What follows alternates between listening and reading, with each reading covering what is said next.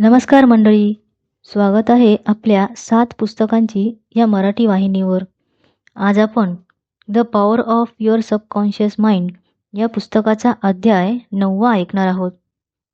अध्याय 9वा, अंतर्मनाची शक्ती संपत्ती मिळवण्यासाठी कशी वापरावी.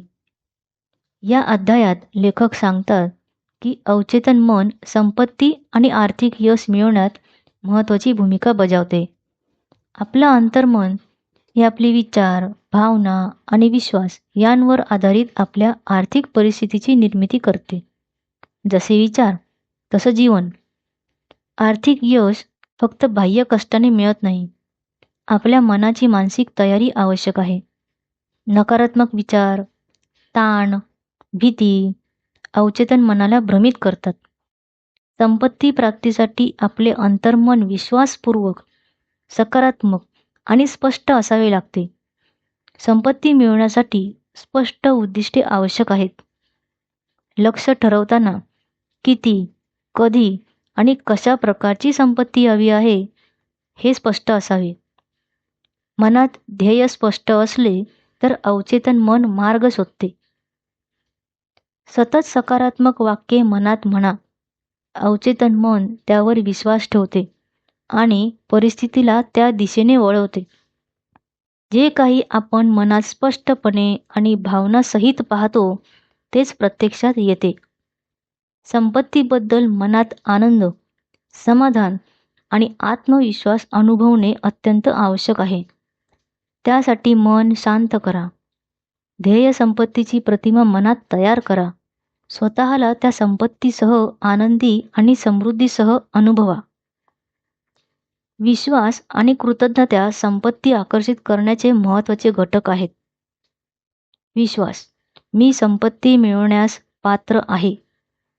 कृतज्ञता, माझ्याकडे जे आहे त्याबद्दल मी कृतज्ञ आहे आणि अधिक मिळवायला तयार आहे. अवचेतन मन या भावना स्वीकारते आणि संपत्तीसाठी मार्ग शोधते.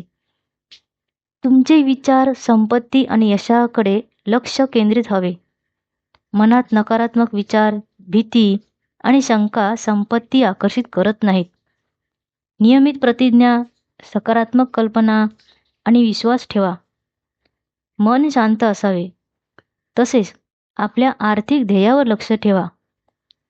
लेखक सांगतात की संपत्ती म्हणजे केवळ पैसा नाही, तर आनंद, स्वास्थ्य, ज्ञान आणि मानसिक समृद्धी देखील आहे. अंतर्मनाच्या सकारात्मक शक्तीने सर्व प्रकारची संपत्ती मिळवता येते. म्हणजे व्यवसायात यशस्वी होणे, चांगले संबंध निर्माण करणे, शारीरिक आरोग्य राखणे हे देखील संपत्तीचे प्रकार आहेत. या अध्यायाचा मुख्य संदेश असा की अवचेतन मन संपत्ती आकर्षित करण्यासाठी अत्यंत शक्तिशाली आहे. सकारात्मक विचार, प्रतिज्ञा आणि कल्पनाशक्ती यांचा सतत वापर करा. विश्वास, कृतज्ञता आणि सातत्य यांचा अवलंब करा.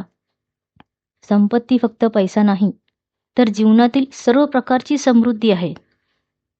अवचेतन मनाला योग्य संदेश दिल्यास तुमचे आर्थिक जीवन स्वतःच सुधारते. तर मंडळी, हा अध्याय कसा वाटला कमेंट्समध्ये नक्की सांगा. व्हिडिओला लाईक, शेअर करा. 7 पुस्तकांची या मराठी वाहिनीला सबस्क्राईब करा आणि बेल आयकॉनवर क्लिक करा. भेटूया पुढच्या अध्यायासोबत. धन्यवाद.